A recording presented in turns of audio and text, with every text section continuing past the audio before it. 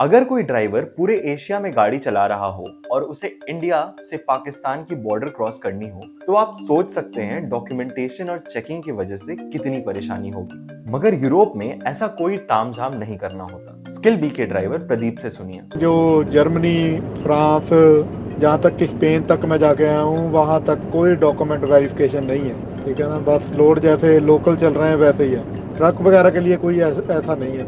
अब बॉर्डर पे अक्सर टोल टैक्स कटता है। ये टैक्स यूरोपियन बॉर्डर्स पर भी कटता है, लेकिन आपको इसके लिए गाड़ी रोकने की कोई जरूरत नहीं।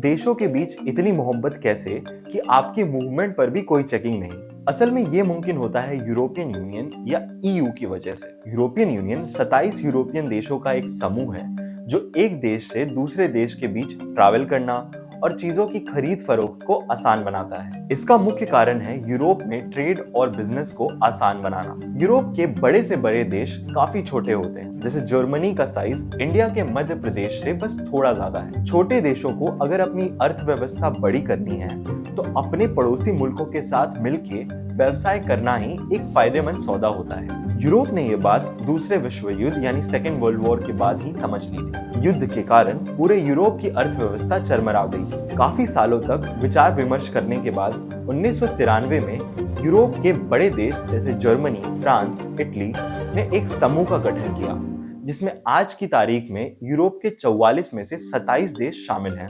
यूरोपियन यूनियन का हिस्सा होने की वजह से इन देशों के बीच ओपन बॉर्डर्स होते हैं। सारे देशों में एक ही करेंसी यानी यूरो चलती है। यहाँ तक कि इन सब चीजों को मैनेज करने के लिए बेल्जियम के शहर ब्रसेल्स में यूरोपियन यूनियन की पार्लियामेंट भी बैठती है और इसी के बदौलत यूरोपियन यूनियन के देशों में गाड़ियां फ्रीली मूव कर सकती हैं। मगर ये ध्यान रखें कि यूरोप के सारे देश यूरोपियन यूनियन का हिस्सा नहीं है, जैसे स्विट्जरलैंड या नॉर्वे, जो हालांकि यूरोप महादेश के बीचों बीच आते हैं, मगर वो यूरोपियन यूनियन का हिस्सा नहीं है। इस वजह से जब ड्राइवर्स को इन देशों से गुजरना होता है तो डॉक्यूमेंट्स और चेकिंग करवानी पड़ सकती है।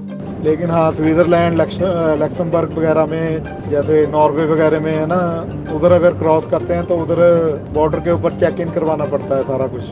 तो ये था यूरोपियन यूनियन यानी ईयू का एक छोटा सा ब्यौरा। स्किल में हम कोशिश करते हैं कि यूरोप जा रहे सभी वर्कर्स को वहाँ की कल्चर, कानून और रहन सहन के तरीकों से परिचित कराते रहें। अगर आप भी यूरोप में गाड़ी चलाना चाहते हैं तो डिस्क्रिप्शन में दिए फॉर्म को जरूर फिल करें। मिलते हैं अगली वीडियो में।